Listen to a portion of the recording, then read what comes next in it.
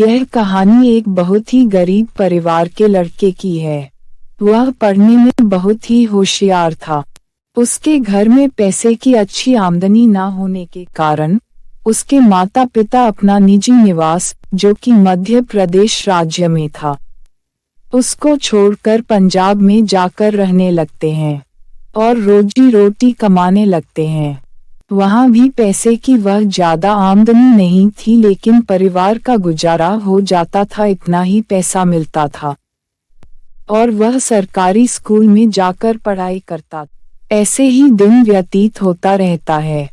तभी अचानक से उसकी पिता का निधन हो जाता है, जिसके कारण उसके परिवार की स्थिति और खराब हो जाती है और उसके माँ की भी तबीयत खराब रहने लगती है, जिससे उसका स्कूल जाना छूट जाता है और वह लोग अपने निजी निवास मध्य प्रदेश आने का फैसला लेते हैं और अपने निजी निवास में वापस आ जाते हैं। वह लड़का अपने परिवार का गुजारा करने के लिए छोटी मोटी नौकरी करने लगता है। एक दिन वह काम करके अपने घर वापस आता रहता है। तभी उसे रास्ते में एक पर्चा मिलता है, जिसमें आईएएस कोचिंग का पर्चा रहता है। वह आईएएस कोचिंग सेंटर जाकर वहां के प्रिंसिपल से मिलता है और अपने घर की पूरी स्थिति बताता है। आईएएस कोचिंग, जो कि दो मित्रों मकसूद अंसारी और दिनकर तिवारी के द्वारा संचालित की जाती है, दोनों के द्वारा आश्वासन दिया जाता है कि अगर तुम सब कुछ छोड़कर पढ़ाई पर ध्यान दोगे तो हम तुम्हें फ्री में पढ़ाएंगे, और अगर तुम ऐसा नहीं करोगे तो हम लोग को भूल जाना। जी सर कहकर लड़का वहां से चला जाता है। अगले दिन से वह आकर रोजाना पढ़ाई करने लगता है। वह पढ़ने में बहुत ही होशियार था और उसको पढ़ाने वाले टीचर भी उससे बहुत ज्यादा प्रभावित होते थे। एक दिन वह लड़का कोचिंग सेंटर नहीं आता है और जब यह बात वहां के प्रिंसिपल को पता चलती है तो उन्हें मन ही मन में बहुत गुस्सा आता है कि शायद वह पढ़ाई छोड़कर फिर से काम करने लग गया हो। तभी प्रिंसिपल सर के पास एक फोन आता है।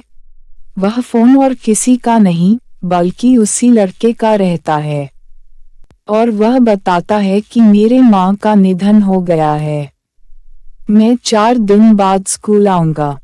क्या बात सुनकर टीचर आश्चर्यचकित हो जाते हैं कि दुख में भी उसे अपने पढ़ाई कितनी चिंता है। इसके बाद 4 दिन बीतने के बाद भी वह लड़का कोचिंग में पढ़ने नहीं आता है और देखते देखते 1 सप्ताह बीत जाते हैं। प्रिंसिपल सर उस लड़के के पास फोन करके उससे बात करते हैं और कहते हैं कि तुम्हें हमसे जिस तरह की भी मदद की आवश्यकता होगी वह हम करेंगे।